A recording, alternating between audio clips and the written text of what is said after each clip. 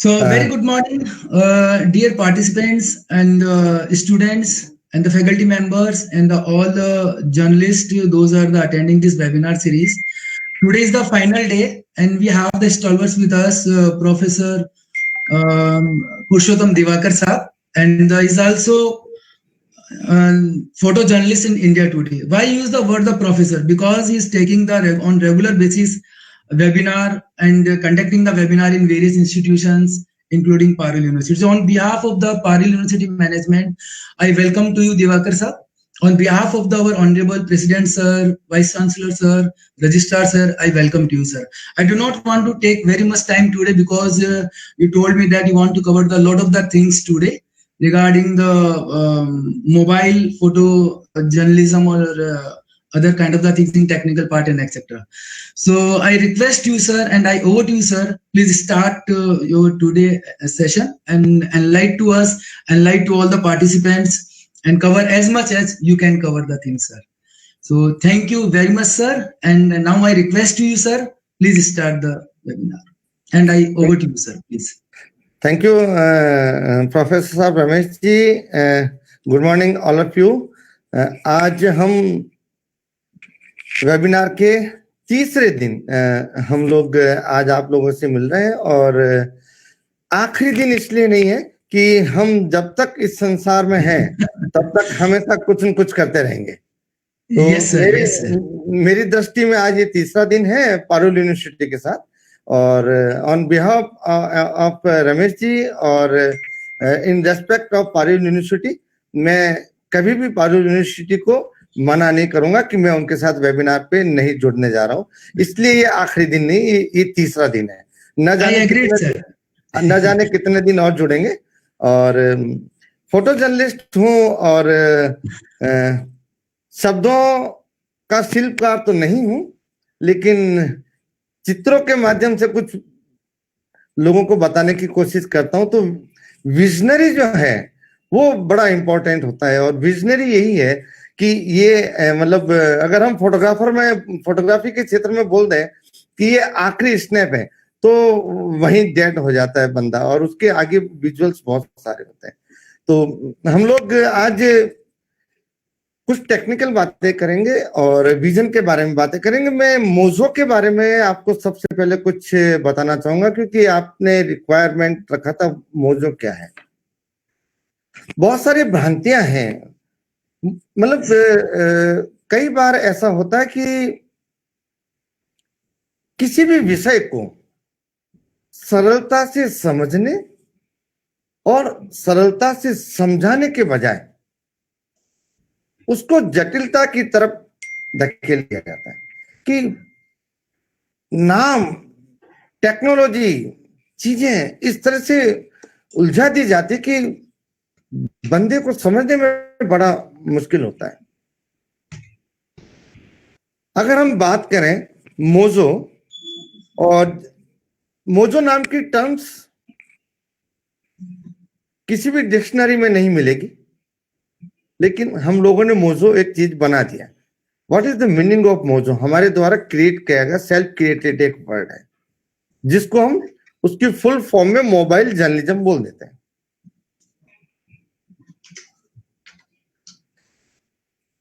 Mobile ने कभी journalism नहीं किया, जर्नलिज्म तो जर्नलिस्ट ही करता है।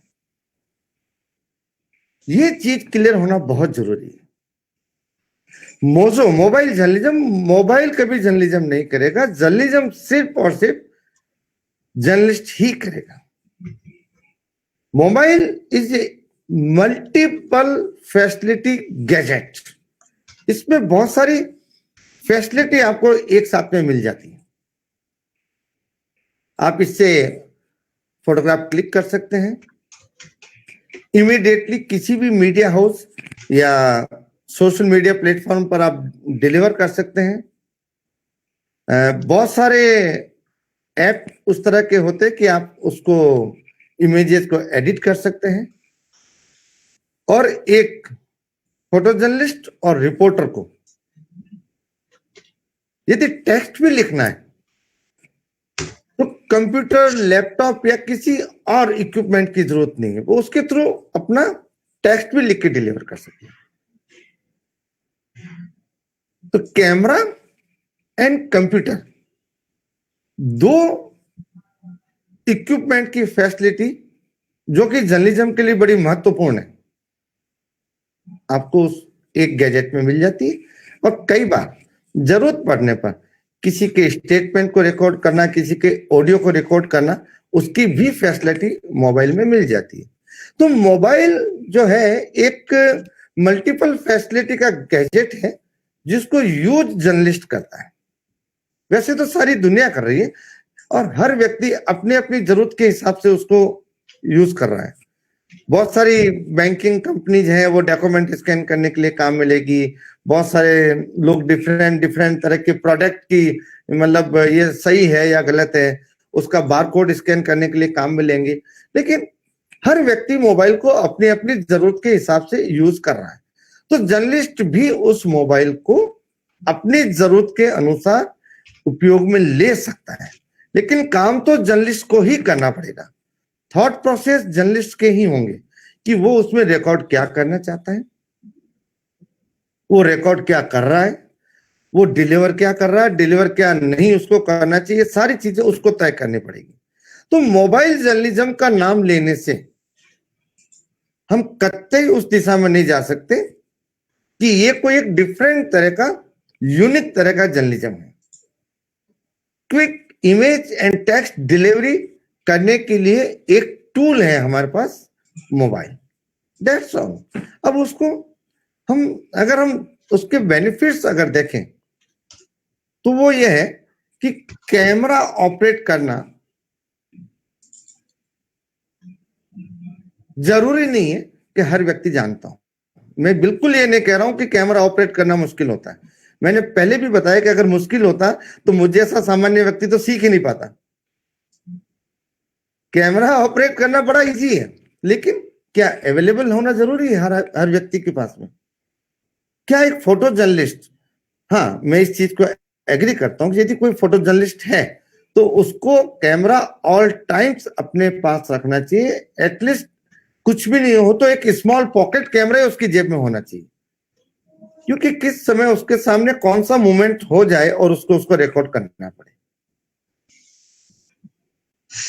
लेकिन कई बार ऐसा हो जाता है कि किसी भी वजह से कैमरा आपके पास में नहीं है, या वो लोग जो कैमरा न तो चलाना जानते हैं और न ही कैमरा उनके पास में होता है, और ऐसी मजबूरी आ जाए कि उनको न्यूज के लिए कोई न कोई इमेज या वीडियो क्लिप या ऑडियो को रिकॉर्ड करना है, तो मोबाइल एक ऐसा गैजेट है जो उसको इन सारे काम को करने में हेल्प करता है और इजी टू ऑपरेट है। तो मोबाइल जर्नलिज्म के थ्रू आप अपना, खास तौर से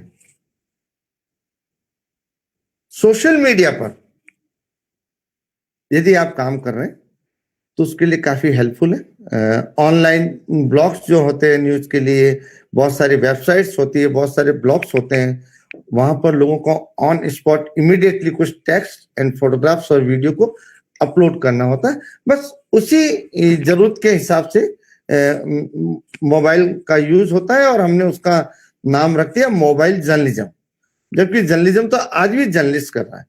और ये मेरी पर्सनल ओपिनियन है, मैं कभी इस चीज के लिए दावा नहीं कर रहा हूं कि जो मैं कह रहा हूं वो 100% सही है। डिफरेंट लोगों की पूरी दुनिया में डिफरेंट तरह की ओपिनियन है इसके लिए।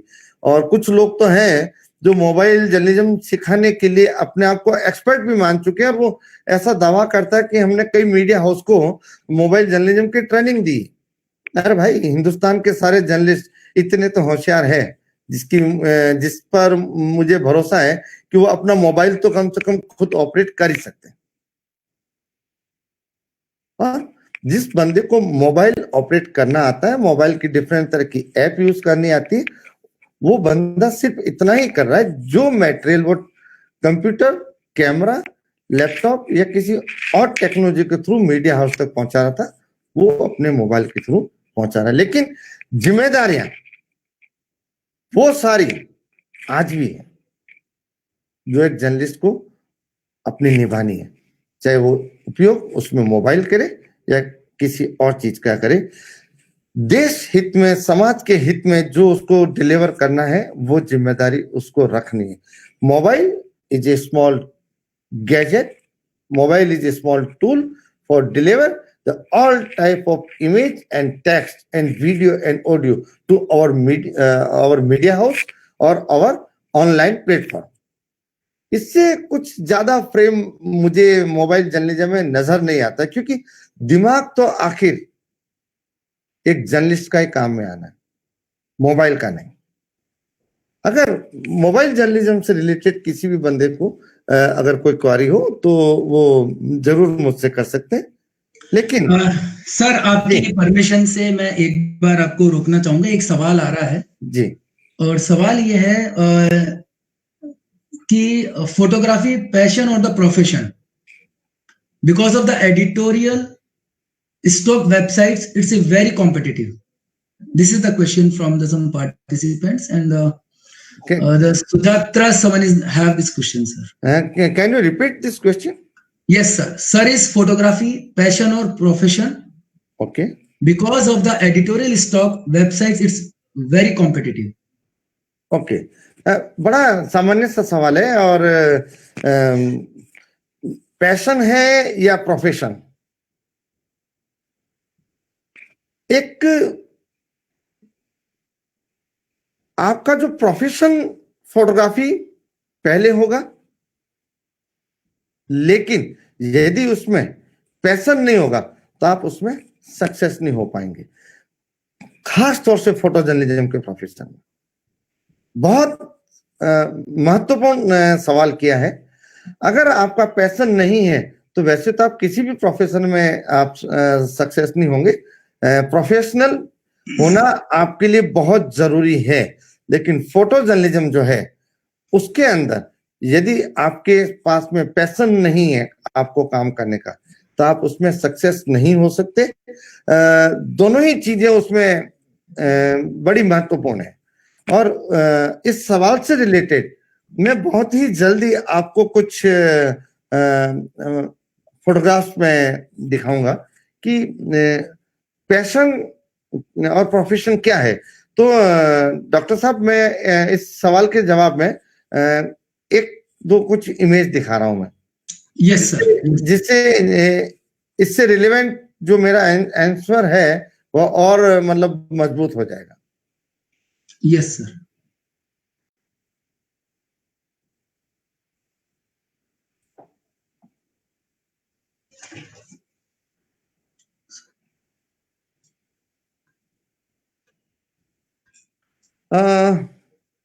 पैशन किस तरह का होता है, आपको एक ये इमेज दिखाता हूं मैं कि ये एक फायर हो रहा है, वर्ल्ड लार्जेस्ट टैंक फायर, दुनिया की सबसे बड़ी, किसी भी पेट्रोल, डीजल और ऑयल टैंक में आग लगी हुई, दुनिया की सबसे बड़ी, जिसको बुझाने में कई महीने लग गए थे, और वो इंडिया में था, जयपुर राजस्थान। और इसको कवर करने के लिए जाने का मतलब होता था अपने आप को मौत के मुंह में धकेलना, क्योंकि वहां से कई बार हर पल ब्लास्ट हो रहे थे, और ब्लास्ट भी इस कदर से हो रहे थे कि आप सोच नहीं सकते कि कई बार मीडिया कर्मी पर वो आग के गोले आकर के गिरे, कई लोग इंजर्ड हुए हैं, कई लोग अपने आप को बचाए भी हैं। ये एक दूसरा फोटोग्राफ से, ये मेरे अफ्रीका ट्रैवल के समय के था, और ये जो एक गर्ल अफ्रीकन जो मेरे पास में मेरे को जो कोऑर्डिनेट कर रहे इस प्रोग्राम को, हम लोग घाना के एक करीबी देश बुर्किना फासो के बॉर्डर पे थे, कुछ एक्सक्लूसिव स्टोरी करने के लिए, लेकिन ये जो गर्ल है ये मेरे को वहां पर कोऑर्डिनेट कर रही थी। लेकिन मुझे थोड़ा सा डर भी था, क्योंकि मैं एक ऐसे कंट्री में था जहां कहीं भी कुछ भी हो सकता है। मैं मानता हूं सेफ्टी एंड सिक्योरिटी तो हर चीज की हर कंट्री हमें प्रोवाइड कर रही है, घाना गवर्नमेंट ने हमें बहुत सहयोग किया था, मैं किसी सूरत में ये नहीं कह रहा हूं, लेकिन एवरी डे रात को मुझे नींद नहीं आती थी, सिर्फ इसलिए कि ये एक बिल्कुल टेम्परेरी कच्चा सा मकान है जिसके दरवाजे भी ऐसे हैं कि यदि ढंग से नहीं खोलोगे तो टूट के गिर जाएंगे। इसी में मुझे रहना था और मेरी सेफ्टी एंड सिक्योरिटी के लिए सिर्फ एक ये गर्ल है जिसका खुद का body weight I think 35 KG से ज्यादा नहीं है। कोई बंदा रात को मेरे को लूटने के लिए आ जाए, मेरा मर्डर कर दे, मेरे इक्विपमेंट लूट ले, मेरे पास कोई सेफ्टी गियर्स नहीं है, मेरे पास कोई सिक्योरिटी गार्ड नहीं, लेकिन मुझे वो चीजें कवर करनी थी, तो वो पैशन से था कि मुझे ये करना है। प्रोफेशन तो ठीक है, मैं मना कर सकता हूँ, आई एम सॉरी, मैं वहां नहीं जाऊंगा क्योंकि मेरे सेफ्टी के लिए वहां कोई सपोर्ट नहीं है। और ये एकमात्र गर्ल थी जो मेरे साथ करीब 15 दिन तक उन्होंने अपना वैल्यूएबल टाइम मुझे दिया और हर तरीके से मुझे गाइड किया। तो ये आपका पैशन होता है। तीसरा, हिमाचल के अंदर अपने आप को खतरे में डाल करके इस तरह से ट्रेवल करके और दूर से दूर डेस्टिनेशंस पे जाकर के आपको ऑफबीट स्टोरीज कवर करनी होती है। ये मेरा तीसरा चित्र है और बहुत सारे चित्र हैं, लेकिन ये आपको एक सिंपल सा मेरा एक रिप्लाई था आपको कि अगर आप प्रोफेशन से फोटो जर्नलिस्ट हैं और आपको यदि काम करने का पैशन नहीं है आप में, तो आपको एक लिमिट तक की सक्सेस मिलेगी। ये मेरी पर्सनल ओपिनियन है। तो डॉक्टर साहब, मेरा जवाब कंप्लीट हुआ है। अगर इसमें किसी को कोई डाउट हो तो अगेन मुझसे पूछ सकते हैं, लेकिन मोबाइल जर्नलिज्म की बात को हम अगर आगे बढ़ाएं तो वो यह है कि एक गैजेट के अलावा कुछ नहीं। स्टोरी रिपोर्टर को सर्च करनी है, फोटोग्राफ अगर मोबाइल से आप लेना चाहते हैं तो रिपोर्टर को लेने हैं या फोटो जर्नलिस्ट को लेने। डिलीवर अपने मीडिया हाउस को मोबाइल खुद नहीं करेगा, फोटो जर्नलिस्ट को ही करना है, चाहे वो किसी भी प्लेटफॉर्म पे उसको डिलीवर करना है। तो ज्यादा चीजों को कॉम्प्लिकेटेड करने की बजाय हमें चीजों को समझना चाहिए कि मोबाइल जर्नलिज्म क्या है। मैं आपको कुछ इक्विपमेंट के बारे में मैं आपको बताना चाहूंगा कि एक फोटो जर्नलिस्ट जब फील्ड में होता है तो उसके पास में क्या क्या चीजें होनी चाहिए और किन किन चीजों का उनको ध्यान रखना चाहिए। सबसे पहले मैं आपको बताऊंगा कि फोटो जर्नलिस्ट का जो टूल है, कई लोग उसको वेपन भी बोल देते हैं, और वेपन कहना भी खैर बुरी बात तो नहीं है, और अगर आप उसको वेपन बोलोगे तो मैं ये बताऊंगा कि इसमें से निकलने वाली हर इमेज एक बुलेट है, और वो बुलेट दो लोगों पे अटैक करती है। एक तो वो लोग जो anti social and anti national है उनको मारने के लिए, और एक ये बुलेट उस डायरेक्शन में काम करती है कि अच्छी चीजें वहां से किस तरह से क्रिएट हो। तो ये बुलेट है जो सिर्फ मारने का काम नहीं करती, लोगों को जिंदगी देने का भी काम करती है। तो आपके पास में एक अच्छा कैमरा होना चाहिए। मैं किसी कंपनी का प्रमोशन नहीं कर रहा हूँ, मुझे जो भी कैमरा अच्छा लगता है मार्केट में जो अवेलेबल होता है उसको मैं यूज करता हूँ, चाहे वो किसी भी ब्रांड का हो। अभी फिलहाल जो मैं कैमरा यूज कर रहा हूँ वो आपको मैंने दिखाया, लेकिन वक्त के साथ साथ आपको अपने इक्विपमेंट अपग्रेड करते रहना चाहिए, और light weight and compact equipment photo journalist को अपने साथ में रखना चाहिए। टेक्नोलॉजी वाइज जरूर वो एडवांस होना चाहिए, लेकिन मेरा जो 25 इयर्स का जो एक्सपीरियंस रहा है उसमें मैंने 15 से 20 केजी के कैमरे किट को भी अपनी पीठ पर लाद कर कई घंटों तक पैदल चल के या कई घंटों तक खड़े रह करके डिफरेंट डिफरेंट पोजीशन में मैंने कवरेज किया है, और धीरे धीरे वक्त के साथ जैसे जैसे टेक्नोलॉजी अपग्रेड होने लगी और अब मार्केट में मिररलेस कैमरा भी बहुत सारे अवेलेबल है। तो light weight and compact equipment यदि आपके पास में है तो आप अपने आप को थकावा महसूस नहीं करेंगे, अपने आप को ऑल टाइम एनर्जेटिक महसूस करेंगे और काम करने की क्षमताएं आपकी बढ़ जाएगी। आप उसका यूज अच्छे से कर सकते हैं। आपको एक मतलब बजाय उसके कि आप कैमरा के बारे में ज्यादा सोचें, आपको पता ही नहीं चलेगा कि आप काम क्या कर रहे हैं। कई बार ऐसी परिस्थितियां होती है जहां कैमरा आपको छुपा करके रखना होता है। कई बार ऐसी परिस्थितियां होती है जहां आपको सेफ जोन में रह करके काम करना होता है। कई बार आपको ट्रेवल करना होता है तो आपने अपने एक single body and single lens को अपने कपड़े के बैग में भी छुपा करके आप कहीं भी ट्रेवल करके जा सकते हैं स्टोरी करने के लिए, जिससे कि एंटी नेशनल लोगों को पता नहीं चले कि कोई जर्नलिस्ट वहां पर है। तो कैमरा किट जो है आपको लाइट वेट एंड कॉम्पैक्ट रखना चाहिए, और लेकिन उसके अंदर फीचर्स और टेक्नोलॉजी एडवांस हो। और अभी मिररलेस कैमरा मार्केट में काफी एडवांस काम कर रहे हैं। इस लाइक जैसे कि जो मैं अभी कैमरा यूज कर रहा हूँ उस कैमरे में 30 फ्रेम पर सेकंड फोटोग्राफ शूट करने का भी ऑप्शन है, is the more than video. तो उसका ये बेनिफिट है कि आप एक एक मोमेंट को, एक एक एक्सप्रेशन को कैमरे में आप अपना रिकॉर्ड कर सकते हो और उसके बाद आप एडिट करके जो बेस्ट आपका इमेजेस है वो आप अपने मीडिया हाउस और सोसाइटी को डिलीवर कर सकते हो। ठीक इसी तरह मिररलेस के अंदर वैसे तो जो DSLR है उनके अंदर भी ये फैसिलिटी है, लेकिन मिररलेस में कुछ और ज्यादा बेटर फैसिलिटी है लॉ लाइट के अंदर फोटोग्राफ शूट करने की।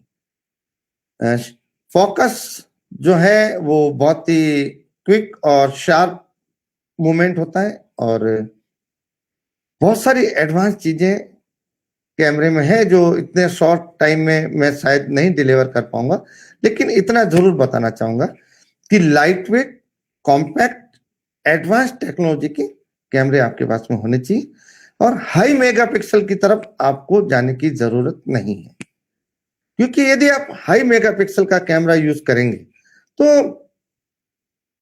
एक कैमरे का जो बफर जोन है वो थोड़ा सा स्लो हो जाएगा। कैमरा जब इमेज को क्लिक करेगा उसके बाद में जब वो अपने आप में सेव करने लगता है तो जब हाई मेगापिक्सल होगा, बड़ा नंबर होगा मेगापिक्सल को, फाइल भी बड़ी बनेगी और वो बड़ी फाइल कैमरे में स्टोर होने में टाइम लेती है। तो हो सकता है कई बार आपकी इमेजेस स्टोर हो रही हो और आपका कैमरा क्लिक करने की पोजीशन में नहीं, उस समय आपके सामने कोई इंपॉर्टेंट मूवमेंट चल रहा हो और आप उसको रिकॉर्ड करने से, आप उसको क्लिक करने से चूक जाए। तो फोटो जर्नलिज्म में हाई मेगापिक्सल कैमरा अगर आप नहीं भी यूज करेंगे तो ये मेरी पर्सनल ओपिनियन है कि आपको उधर नहीं जाना चाहिए। ये मैंने फील भी किया है। मैं 36 मेगापिक्सल तक के भी कैमरे में यूज करता था, लेकिन आज भी अवेलेबल है, लेकिन मैंने इस प्रॉब्लम को फेस किया और अब मैं 26 मेगापिक्सल के कैमरे, 24 मेगापिक्सल के कैमरे यूज करता हूँ और मैंने उसके बेटर रिजल्ट देखे, मैंने पॉजिटिव चीजें उनमें प्राप्त की हैं। एक फोटो जर्नलिस्ट के पास में यदि बहुत सारी फैसिलिटीज वो अपने पास में रखना चाहता तो एक वाइड एंगल लेंस जरूर उसको यूज करना चाहिए, सुपर वाइड एंगल लेंस, जिससे कि वो कई बार इमेज में स्पेशल इफेक्ट देना चाहे तो वो आप उसके थ्रू आप दे सकते हैं। और जब वाइड एंगल लेंस होता है तो आप उससे जब इमेज को शूट करते हैं तो स्टोरी में आपका जो डिफरेंट डिफरेंट एलिमेंट आप इमेज में दिखाना चाहते हैं वो बहुत सारे एलिमेंट आप सब्जेक्ट एंड बैकग्राउंड एक ही इमेज में आप दिखा सकते हैं। बड़ी पावरफुल इमेजेस होती है। और मेरे यदि आप फोटोग्राफ्स देखेंगे तो उसमें आपको वाइड एंगल का जो खास तौर से जो मैंने स्पेशल इफेक्ट फोटो जर्नलिज्म में दिए हैं वो आपको देखने के मिलेंगे। यदि कोई मतलब कुछ चीजें देखना चाहता है तो एक वेबसाइट है pdiwakar.work, PDIWAKAR.work। इस पर यदि आप जाएंगे तो मेरे द्वारा लिए हुए कुछ फोटोग्राफ्स आपको देखने को मिलेंगे। बेसिकली हालांकि बहुत सारी चीजें हम लोग फील्ड में बिजी रहते हैं, इसलिए इस वेबसाइट को मैं इतना ज्यादा अपडेट नहीं कर पाया हूँ, टाइम कम मिलता है, लेकिन सोच रहा हूँ कि आने वाले 2-4-6 महीने में मैं उसको बहुत बेहतरीन अपडेट करूं। लेकिन फिर भी आपको कुछ अच्छा मटेरियल जरूर उस पर मिलेगा आपको देखने के लिए। तो आपको वाइड एंगल जो है वो आपके पास में होना चाहिए। एक आपके पास में स्टैंडर्ड टेलीलेंस जरूर होना चाहिए जो कि एवरेज 200 mm तक की रेंज को कवर करता हो। कई बार आपको नेचुरल एक्सप्रेशन रिकॉर्ड करते हुए किसी के पोर्ट्रेट लेने हो या कोई डेंजर सिचुएशंस से अपने आप को सेफ जोन में रखते हुए किसी डिस्टेंस से आपको कुछ फोटोग्राफ शूट करने हो तो वो आपके लिए काम आएंगे। तो ये 3 जो गियर्स हैं कैमरे में, one is the normal lens is the 24-70 and one is the super wide angle is the 14-24 and one is the tele lens 80-200। ये 3 तरह की जो रेंज के लेंस है या थोड़ा सा इससे अप एंड डाउन वाली सिचुएशन का भी आप ले सकते हैं, एग्जैक्ट उसी फिगर का नहीं, जो आपका इक्विपमेंट है उसके रिलेटेड मार्केट में आपको क्या अवेलेबल है या आपका बजट आपको कितना अलाउ करता है। तो इन चीजों को आप ध्यान में रखते हुए इन चीजों को जरूर लीजिए। और कुछ फोटो जर्नलिज्म में कुछ चीजों पे आपको अपनी कमान को रखना है। जब आप अपना कैमरा यूज करते हैं तो उसकी सेटिंग्स जो है वो आपको इमीडिएटली आपके ब्रेन में रिकॉर्ड होनी चाहिए, बिना इस चीज को सोचे कि मुझे फास्ट मूवमेंट कवर करना है, मुझे नॉर्मल मूवमेंट कवर करना है, मुझे लो लाइट में काम करना है, मुझे शार्प लाइट में काम करना है, मुझे एरियल शूट करना है। आप हवाई जहाज और हेलीकॉप्टर से भी जब आप अपने आप शूट करते हैं तो आपको कुछ चीजों का ध्यान रखना पड़ता है। तो ये चीजें आपको प्रैक्टिस में होनी चाहिए। आपको अपने कैमरे को अच्छी तरह से समझ लेना चाहिए कि शॉर्टकट की उसकी बना लेनी चाहिए कि यदि मुझे इस तरह की सिचुएशन में काम करना है तो इस शॉर्टकट की को मैं यूज करता हूं तो इमीडिएटली मेरे को इस तरह के रिजल्ट मिलेंगे। मैं आपको जब एरियल शूट की बात हुई है तो मैं आपको कुछ फोटोग्राफ दिखाना चाहूंगा एरियल शूट के कि एरियल शूट किस तरह से होते हैं। बीच में अगर डॉक्टर साहब अगर आप चाहेंगे तो कुछ सवाल आए तो जरूर मुझे बता दीजिएगा। Yes sir. ये देखिए मैं आपको कुछ अफ्रीकन कंट्री में जब मैं ट्रेवल कर रहा था तो उसके कुछ एरियल शूट हैं। ये क्लाउड एंड लैंड दोनों आपको एक साथ देखने को मिलेंगे। ये देखिए cloud and land, again cloud and land. देखिए पहाड़ों को जब हम ऊपर से देखते हैं तो किस तरह की नजर आता है, देखिए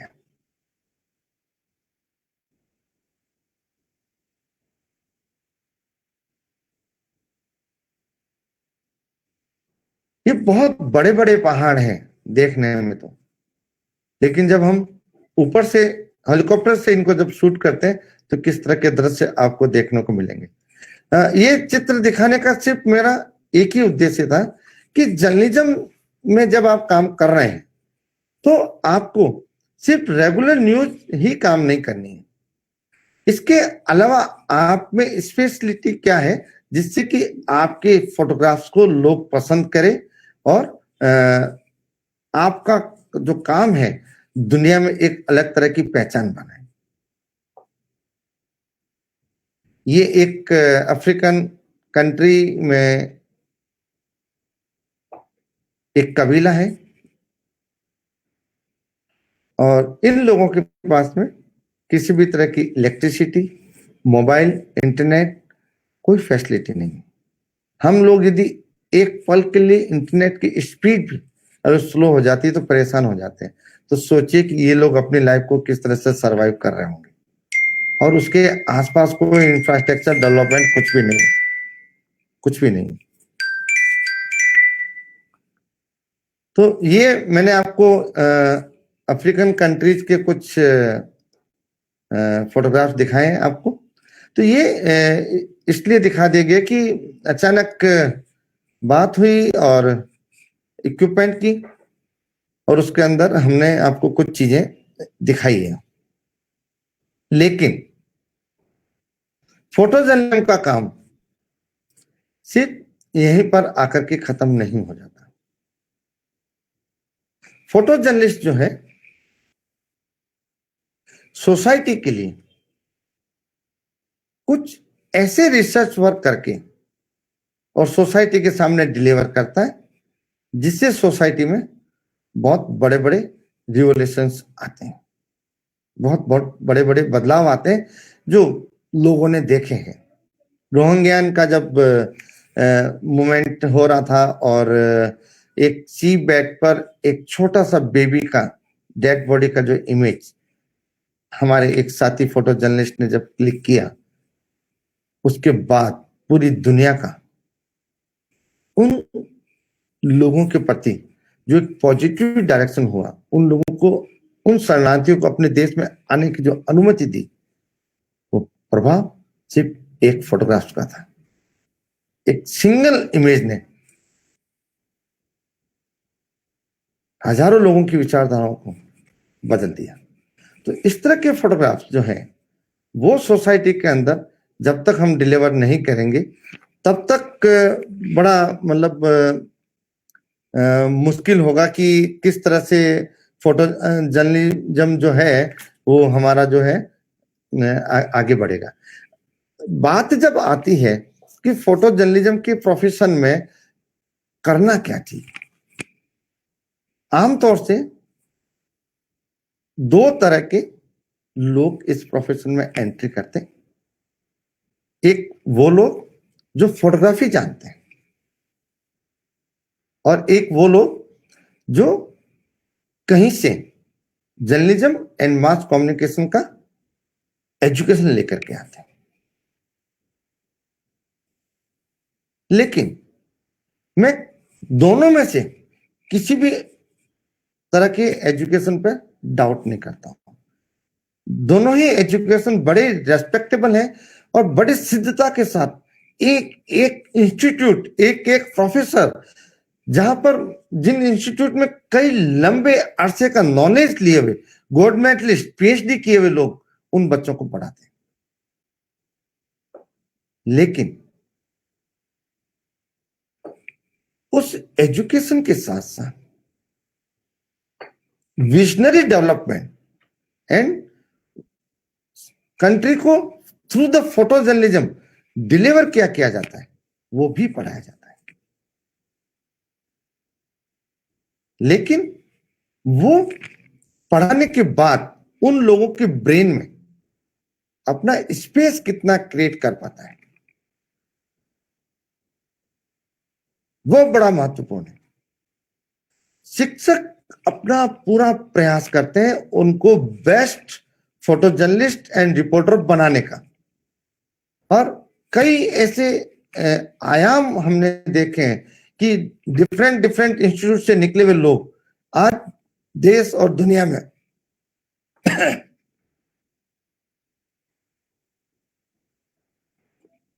देश और दुनिया में अपना ब्रांड बन चुके हैं।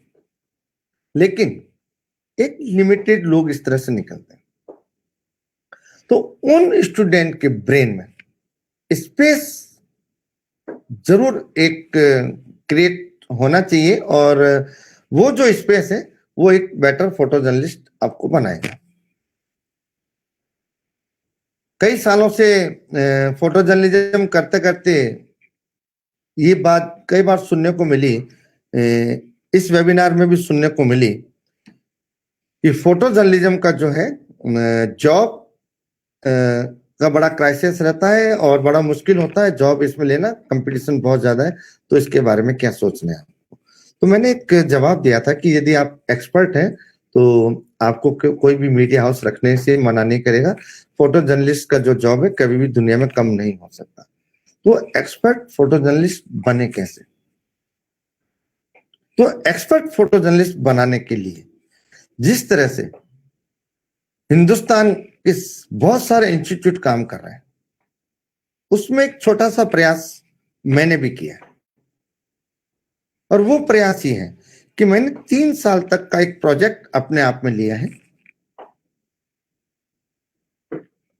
2019, 20 और 21 के लिए। तो 2 साल मेरे करीब करीब पूरे होने जा रहे हैं और तीसरे साल में मैं एंटर कर चुका हूं। उसमें मैं फोटो जर्नलिज्म में नई चीज लाने के लिए, रिवोल्यूशन लाने के लिए सिर्फ गर्ल्स को फोटो जर्नलिज्म की ट्रेनिंग देता हूं। और फोटो जर्नलिज्म नहीं, मैंने उससे भी अपग्रेड वर्जन को तैयार करने का अपने आप में सोचा है। और वो अपग्रेड वर्जन है कैमरा कमांडो। कमांडो शब्द आते ही सबसे पहले 2 चीजें हर व्यक्ति के ब्रेन में डिलीवर होती है, ऑनेस्ट और बहादुर, ईमानदार और बहादुर, 2 चीजें। ये फोटो जर्नलिस्ट में 2 क्वालिटी होना बहुत जरूरी है, चाहे वो कितना भी एक्सपर्ट हो जाए। और उसके बाद में तीसरा होता है विजन।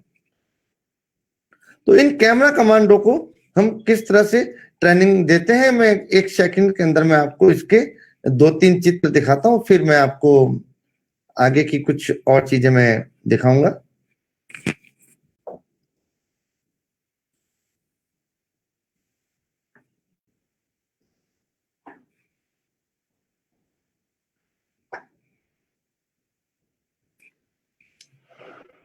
ये जितने भी कैमरा कमांडोज की ट्रेनिंग में पार्टिसिपेट करने वाले जो लोग होते हैं, इन लोगों को अपनी फिजिकल फिटनेस, अपनी ब्रेन फिटनेस और डिजास्टर कवर करने की खास तौर से ट्रेनिंग दी जाती है। इन सारी टीम को -10 to 54 डिग्री टेम्परेचर में काम करने की ट्रेनिंग दी जाती है। हर कंडीशंस के अंदर अपने कैमरे को ऑपरेट करने के लिए उनको ट्रेन किया जाता है। उनकी विजन को डेवलप किया जाता है कि देश के अंदर आपको काम क्या करना है, कोई ऐसा काम ना हो जो हमारे देश के लिए हार्मफुल हो। तो इस तरह की जो ट्रेनिंग है, आपको देने वाले देश में बहुत सारे लोग होंगे, मैं अकेला नहीं हूं। आपको बस ढूंढना है उन लोगों को, आपको बस उन लोगों को ढूंढना है। और ओनली फॉर गर्ल्स क्यों? गर्ल्स इसलिए कि मुझे कुछ नए थॉट से कुछ इमेजेस कंट्री को डिलीवर करने। तो आप बोलोगे गर्ल्स कैसे डिलीवर करेगी भाई नई थॉट्स? एक जगह पर पुरुष का जो डीएनए है, पुरुष का जो सोच है, जो मेन जो सोच है, वो अपना एक अलग डीएनए को लेकर वर्क करता है, फीमेल का एक अलग डीएनए का। दुनिया को हमेशा नई चीज देखने की, हर बार नई चीज सुनने की, नई चीज पढ़ने की आदत होती है। पुरानी चीजों की प्रैक्टिस को लोग धीरे धीरे बोर होने लगते हैं। तो मेन डोमिनेटेड फील्ड के अंदर यदि पुरुष अपने आप को कितना बदल देगा, जो चीज अगर फैशन शो कहीं पर हो रहा है एक रैंप पर, और एक मॉडल अगर उस पर मूव कर रही है, तो कोई भी पुरुष उस मॉडल का ही तो फोटोग्राफ ले सकता है। ऐसा थोड़ी है कि एक फोटोग्राफर के लिए एक मॉडल, दूसरे के लिए दूसरा। तो लेकिन विजन में चेंज कैसे हो सकता है, उसका मैं आपको एक शॉर्ट एग्जांपल देता हूं। उस रैंप पर, फैशन शो पर, जब कुछ मॉडल रैंप पर जब चल रही है फैशन शो के दौरान, तो एक पुरुष जब उस फोटोग्राफ्स को शूट करने के लिए जब अवेलेबल होगा, तो वो कोशिश करेगा कि इस मॉडल को मैं किस तरह से हॉट इमेज के रूप में डिलीवर करूं। जब मॉडल रैंप पे आएगी फैशन शो के अंदर, तो कई बार ऐसा होता है कि modern and Indo western combination के भी ड्रेस को डिलीवर किया जाता है। उस समय कई मॉडल शॉर्ट ड्रेस पहन करके भी रैंप पर आएगी। उस दौरान पुरुष कोशिश करेगा कि मैक्सिमम से मैक्सिमम इस मॉडल का हॉट इमेज किस तरह से मैं अपने कैमरे के थ्रू डिलीवर करूं, जो कि पेज 3 या पेज 1 का स्पेस क्रिएट करे। लेकिन यदि वहीं पर यदि एक फीमेल फोटो जर्नलिस्ट होगी तो वो कोशिश करेगी कि इस मॉडल को मैं किस एंगल से शूट करूं कि अधिक से अधिक खूबसूरत लगे। तो ये जो डीएनए है, जो एक थॉट प्रोसेस है मेल एंड फीमेल का, तो महिलाओं के चित्र के अंदर करुणा और ब्यूटिफिकेशन का जो है पार्ट ज्यादा मैंने महसूस किया है।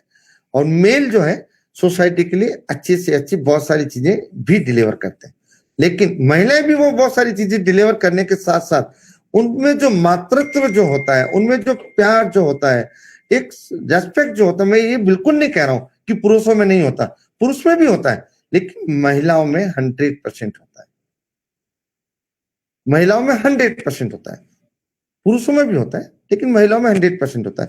तो एक नए विजुअल्स किस तरह से देश और दुनिया को मिले, तो मेन डोमिनेटेड फील्ड के अंदर मैंने कोशिश की है कि महिलाओं की टीम को तैयार किया जाए। और ये सारी महिलाएं मेरे पास में चैरिटी बेस पे ट्रेनिंग देती, ये कॉमर्शियल प्रोजेक्ट नहीं है। पिछले साल हमने इन सारी गर्ल्स को 5500 किलोमीटर का ट्रेवल करवाया था, और इस साल भी कोरोना होते हुए भी देश के डिफरेंट पार्ट से, जम्मू कश्मीर से लेके कलकत्ता तक, और शायद दोनों ही साल, पिछले साल और इस साल, मोर देन 10 स्टेट से गर्ल्स जयपुर में आकर के इस ट्रेनिंग को ले रही है। तो आपको अगर फोटो जर्नलिज्म अगर आपको कुछ करना चाहते हो, तो आप अपने यूनिवर्सिटी में आप अपने प्रोफेसर्स लोगों से मिल करके इस तरह के किसी खास तरह के कैंपेन का पार्ट बनिए और उसमें सक्सेस लीजिए।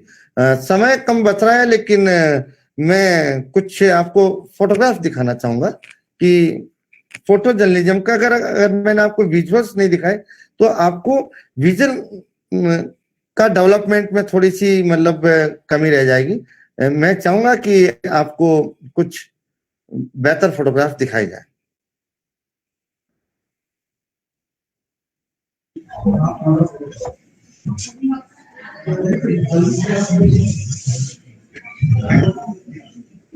देखिए, मैं आपको सिर्फ 3 चित्र दिखाऊंगा।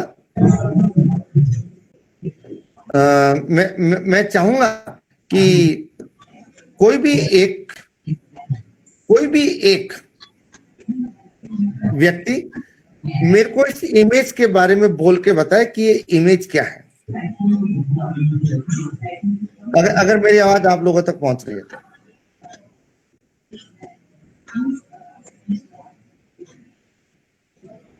अगर मेरी आवाज आप लोगों तक पहुंच रही है तो कोई भी व्यक्ति इस इमेज के बारे में अपने 2 वर्ड बोल सकते हैं कि ये इमेज क्या है।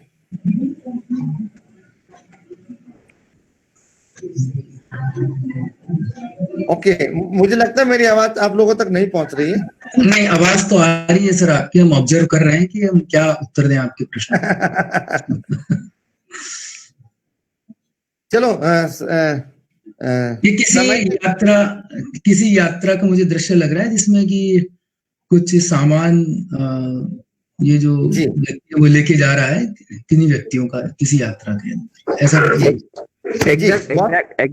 एग्जैक्टली सर, मुझे ऐसा लगता है कि उसके हार्डशिप्स यहाँ पर दिखते हैं, शायद कि उनके पास कोई सख्त रास्ते नहीं है, इसलिए उनको इस ऐसे रास्तों से चल के जाना पड़ता है, और लोड्स दिख सकते हैं उनके पीठ पे, तो इनके यहाँ पर हार्डशिप दिख रहा है उनका। जी, मैं समय बिल्कुल खराब नहीं करके शॉर्ट में जल्दी से जल्दी बताता हूँ कि ये जो गधे आपको नजर आ रहे हैं ना डंकी इस इमेज में, आप इनको हमेशा हम बोलते गधा कहीं का, और इनकी कोई रेस्पेक्ट नहीं करते, लेकिन इनकी वजह से आज हमारा देश सुरक्षित है। ये वो डंकी है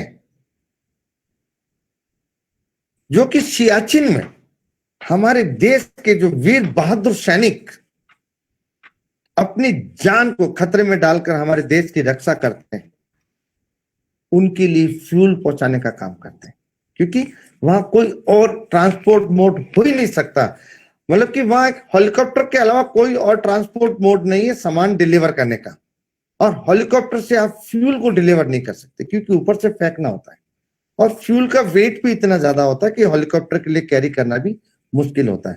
तो ये सारे जो डंकी हैं, ये इतने एक्सपर्ट हैं कि यदि इन पर सामान लोड कर दो तो सीधा की सीधा आपको उन सिपाहियों तक डिलीवर कर देंगे। जरूरी नहीं है कि इनके साथ कोई ऑपरेटर जाए, हालांकि जाते हैं, लेकिन ये जरूरी नहीं कि उनके साथ ऑपरेटर जाए। तो आप सोचिए कि क्या कभी किसी ने इन गधों की स्टोरी के बारे में सोचा, इन डंकी की रेस्पेक्ट के बारे में सोचा? तो इस तरह की hidden stories, role of donkey in our society, role of donkey in our country, इस पर एक बहुत बड़ा फोटो फीचर और स्टोरी है, लेकिन मैं आपको दिखा नहीं पा रहा हूं समय की कमी के कारण। और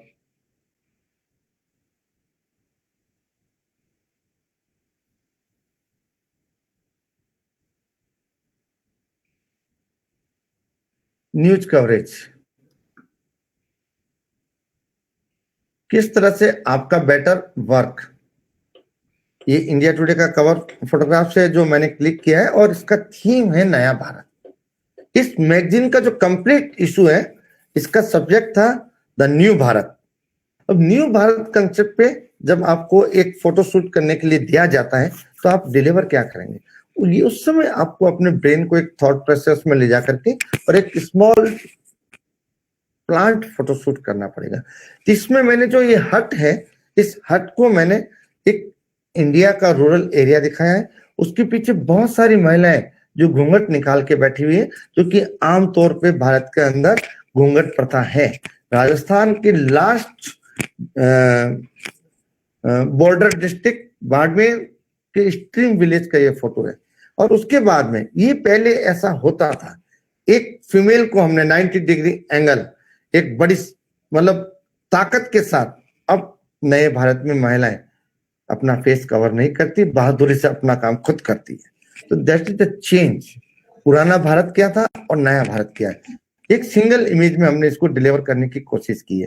this is the one another image is related to drought कि सर एक मिनट, जो आपने अभी फोटो दिखाया है इसमें नेचुरलिटी थोड़ी लग नहीं रही है क्या? इसमें कुछ इनको अटेंशन पोजीशन में रखा गया या कैसे? बिल्कुल बिल्कुल, इनको गाइड किया गया है। इनको गाइड किया गया कि आप 90 डिग्री एंगल में बैठेंगे, आप अपना मतलब वुमेन पावर शो करोगे इसके अंदर, ये बताया गया है इनको। तो ये एक तो प्लांटेड फोटोग्राफ में हम रखें इस कैटेगरी? बिल्कुल, हाँ बिल्कुल, प्लांट स्टेज फोटोग्राफ बोलते हैं हम हमारे फोटो जर्नलिज्म में इसको, स्टेज। तो ये इस तरह के फोटोग्राफ मैसेज डिलीवर करने के लिए सोसाइटी को दिए जाते हैं। ये एक ड्राउट का इमेज है। ड्राउट का जो इमेज है, आमतौर पे अगर आप देखेंगे तो आपको हमेशा देखने को मिलेगा कि लैंड के अंदर बहुत सारे क्रैक्स आ रखे हैं और पानी की मटकियां लेकर के लोग घूम रहे हैं, इस तरह के कॉमन इमेजेस। तो मुझे डिफरेंट तरह का इमेज चाहिए था।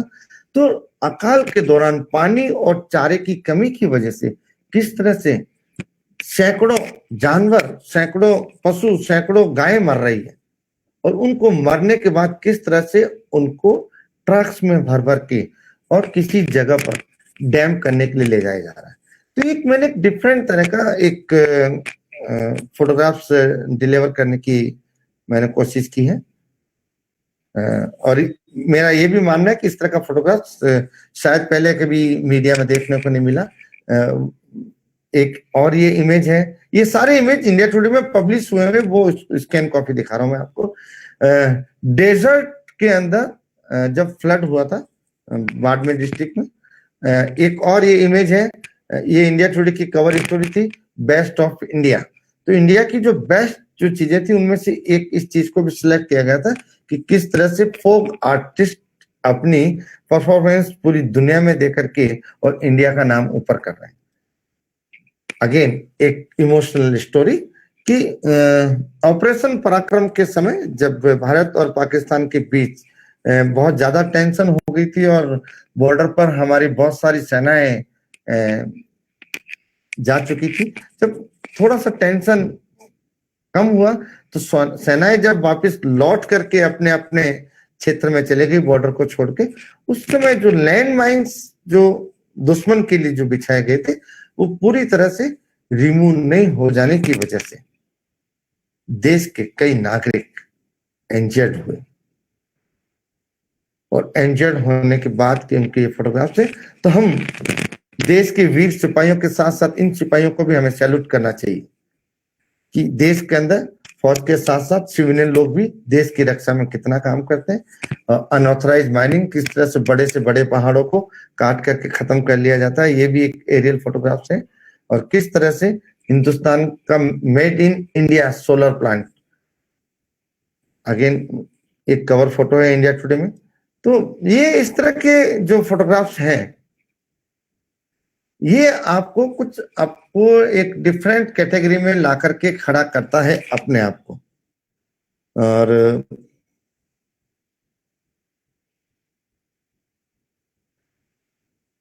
आपको जब फोटो जर्नलिज्म के अंदर कभी भी काम करने के लिए अगर जाएंगे तो आपको ये चीज जरूर अपने आप को तय करनी होगी कि आप सोसाइटी को अगर डिफरेंट चीजें डिलीवर नहीं करेंगे तो आपकी उतनी वैल्यूएशन नहीं होगी। मैं आपको बहुत जल्दी ही आपको थोड़ा सा अपनी नजर को बना के रखनी पड़ेगी क्योंकि मैं बहुत फास्ट मूवमेंट करूंगा इन इमेजेस का। Amer fort is the another aerial view. ये एक रवा ऑयल फील्ड है, यहाँ से हमारा ऑयल निकलता है देश में उपयोग लेने के लिए, और इसको मैंने वहां जाकर के शूट किया था। और ये जो हेलीपैड आपको नजर आया, या हमको खुद को लैंड करना पड़ा था। कई खतरे उठा करके आपको काम करने होते हैं दुनिया के अंदर। तो ये किस तरह से देश में पहाड़ों को काटा जा रहा है, ये हमारे हिंदुस्तान का फोटोग्राफ है। आपको एक अगर नजर आ रहा है एक एम्प्टी स्पेस, तो यहाँ पर पूरे पहाड़ थे, हमने इसको काटते काटते हम नए पहाड़ों की तरफ इसको लेके जा रहे हैं। तो ऐसा क्या करना ठीक है, देश के नेचर को डिस्टर्ब करना शायद ठीक नहीं, लेकिन ये दिखाने के लिए आपको इस तरह के फोटोग्राफ्स दिखाने पड़ते हैं। ये सारे के सारे फोटोग्राफ्स हैं हिंदुस्तान सहित अन्य देशों के भी हैं। ये अफ्रीका घाना जो देश है उसकी कंट्री अकारा का एरियल व्यू है। ये ईंट बनाने का जो भट्टा होता है, ब्रिक्स फैक्ट्री, उसका एक इमेज है Jaipur. Again express highway Rajasthan. ये वो इक्विपमेंट है जिसकी अक्सर मैं मदद लेता हूं। पुष्कर आमिर।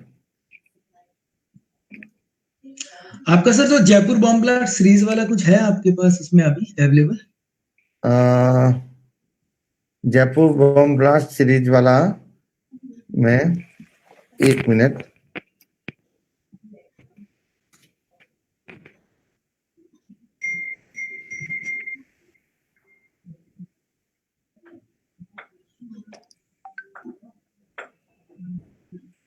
जयपुर ब्लास्ट सीरीज आप देखना चाहेंगे तो मैं उससे पहले एक अनुरोध करूंगा इन इमेज को दिखाने से पहले कि कमजोर दिल वाले लोग इन चित्रों को नहीं देखें।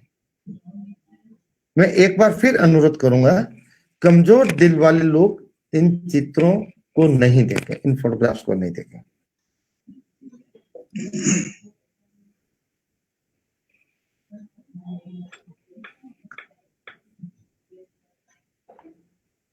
मैं कुछ कम बोलने की कोशिश करूंगा जिससे कि मैक्सिमम लोग देख पाए किस तरह से ब्लास्ट के दौरान लोग इंजर्ड हुए। इंजर्ड नहीं, दैट गाइज डाइड।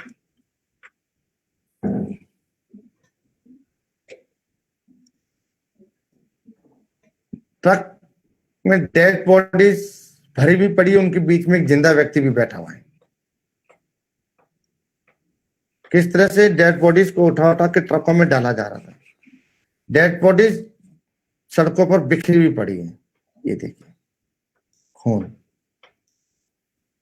ये देखिए किस तरह से कटे हुए हाथ बिखरे हुए पड़े थे। ये वो साइकिल्स थे जिनके ऊपर बम को इंस्टॉल किए गए थे।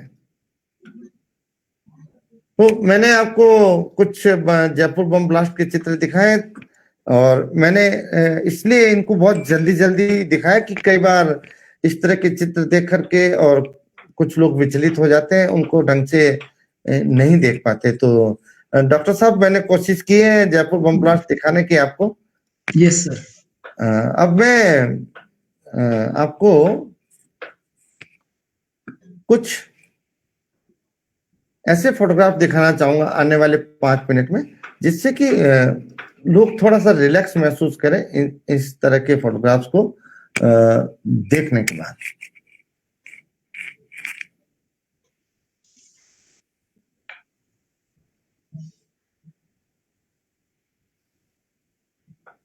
ये देखिए, इस चित्र को देख करके शायद मुझे नहीं मालूम है कि लोग क्या अनुमान लगा रहे हैं, लेकिन मैं आपको बता देता हूं कि ये एक बेमेल मैरिज का इमेज है, अनमैचेबल मैरिज, जहाँ एज जो है आपको मैच नहीं कर रही है। ये जो लड़का जो है ये लेस देन 10 इयर्स का है, और ये जो गर्ल जो है मोर देन 25 इयर्स की है, जो इसकी पत्नी है। अगेन ये एक बहुत ज्यादा एज ग्रुप का मैरिज है। ये महाशय जो है 50 साल के आसपास के हैं, लेकिन शादी के लिए अपने ससुराल पहुंचे हैं, और इनकी शादी जो है करीब 12-13 साल की लड़की से होने वाली है। किसी वजह से हम उस लड़की का चित्र नहीं ले पाए। और इन महाशय को देखिए, इनकी एज 70 साल है। इन 70 साल के महाशय ने एक 14 साल की लड़की से शादी कर ली। तो ये इस तरह की जो सोसाइटी में जो डिफरेंट डिफरेंट तरह की जो घटनाएं होती है, यदि मैं इसको बुक्स में लिख दूंगा तो शायद लोग उतना आराम से उसको नहीं समझ पाएंगे, लेकिन एक इमेज के थ्रू जब मैं दिखाना चाहूंगा तो लोगों को आसानी से समझ में आ जाएगा। अब मैं हिंदुस्तान की बहादुर एयरफोर्स के कुछ फोटोग्राफ दिखाना चाहूंगा। अंतिम 3 मिनट है, और हर सेशन का समापन देशभक्ति, राष्ट्रीयता, समाज में अच्छे काम, बहादुरी और देश को सैल्यूट करते हुए होना चाहिए। इतना मटेरियल है 25 साल में इकट्ठा हुआ कि यदि किसी दिन में आपके साथ पूरे दिन एक अपना शो करूं बोल करके, तो शायद उसमें भी कम पड़ेगा, लेकिन जितना समय होता है उसमें मैं अपना बेस्ट देने की कोशिश कर रहा हूं। और कभी भी किसी व्यक्ति को लगे कि शॉर्ट टर्म में फोटोग्राफी सीखनी है, 2 घंटे से 1 वीक के टाइम ड्यूरेशन में, तो डॉक्टर साहब के को बीच में, डॉक्टर रमेश जी को बीच में रखते हुए आप मुझसे कोऑर्डिनेट करना, मैं आपको जरूर मदद करूंगा। भारतीय वायुसेना जब राजस्थान के पश्चिमी क्षेत्र में अपना डेमोन्स्ट्रेशन करती है, अपना युद्धाभ्यास करती है, उस समय के कुछ फोटोग्राफ्स हैं।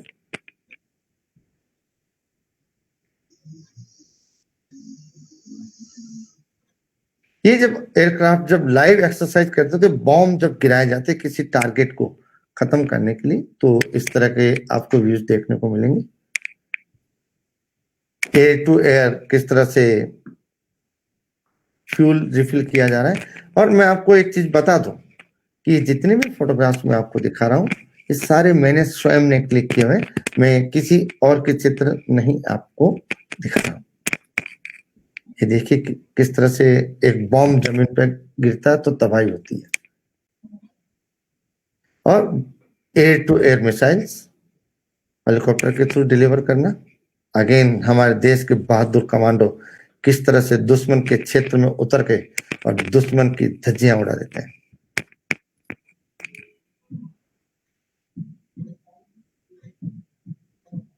और जब दुश्मन को हरा देते हैं तो खुशी के ये पल भी देखने को मिलते हैं।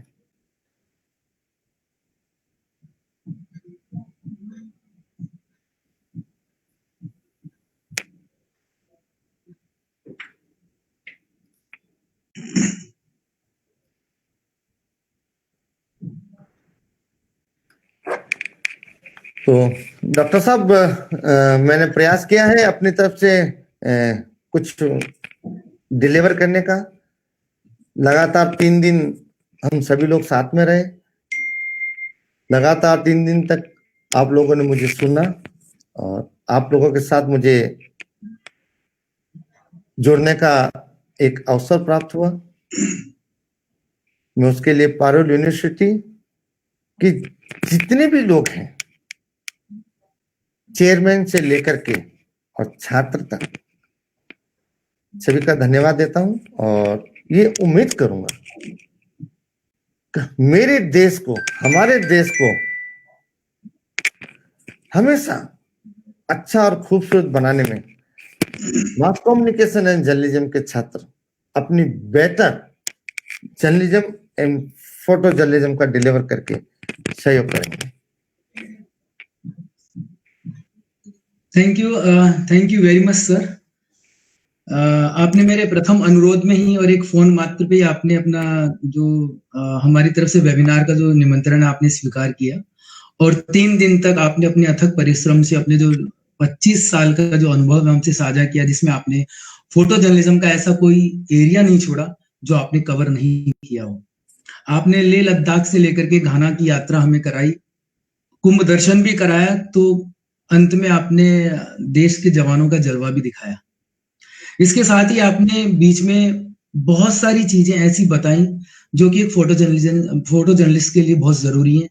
एक फोटो जर्नलिस्ट की क्या जिम्मेदारी होनी चाहिए, टूल्स और टेक्निक्स के साथ में उसको कैसे लबरेज रहना चाहिए, इसके साथ में उसका एक फोटो विजन कैसा हो और उसका सिक्स सेंस कैसे काम करे, उसको एक संवेदनशील भी होना चाहिए, उसके अंदर एक माँ का दिल भी होना चाहिए, तो देश के प्रति देशभक्ति और जज्बा भी होना चाहिए। ये सारा ही हमें आपको आपके फोटो के जरिए तो देखने को मिला ही, लेकिन आपकी जो आवाज है उस आवाज में भी हमको ये समझने को भी मिला, आपके शब्दों में भी हमको ये जानने को मिला। सलमान खान का जो फोटो आपने दिखाया और जिस तरीके से आपको फोटोग्राफी की दुनिया में या इंडिया टुडे में ऊंचाइयों पे अब उस फोटो के बाद में क्लिक करने के बाद में पहुंचे, तो उससे हमको ये भी जानकारी मिली कि कोई फोटो है, वो फोटो यदि अनजाने में भी लिया गया हो लेकिन हमें उसकी समझ है, तो वो फोटो हमें और कहीं भी और किसी भी ऊंचाइयों तक पहुंचा सकता है। फोटो जर्नलिज्म में किस प्रकार के संघर्ष रहते हैं, किस प्रकार के चैलेंजेस हैं, उन चुनौतियों के बारे में भी आपने बताया। तो जॉब अपॉर्चुनिटी के बारे में आपने बताया कि ये पैशन है और शिखर पे स्थान हमेशा खाली है।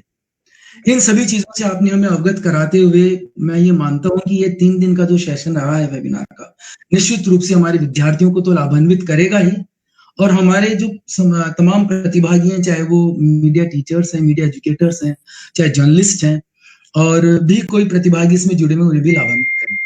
लेकिन अंत में मैं आपसे एक बात ये भी कहना चाहूंगा सर कि आपने जो कैमरा कमांडो की बात कही है, उसमें हम हमारे स्टूडेंट्स को आपके साथ में कैसे जोड़ें, उसकी क्या प्रक्रिया होगी, ताकि कुछ कमांडो हमारे जर्नलिज्म डिपार्टमेंट से भी आप तैयार कर सकें। 3रा वर्ष आपका इसके अंदर है, कुछ स्टूडेंट जो इंटरेस्टेड है उनको हम आपसे जोड़ना चाहेंगे।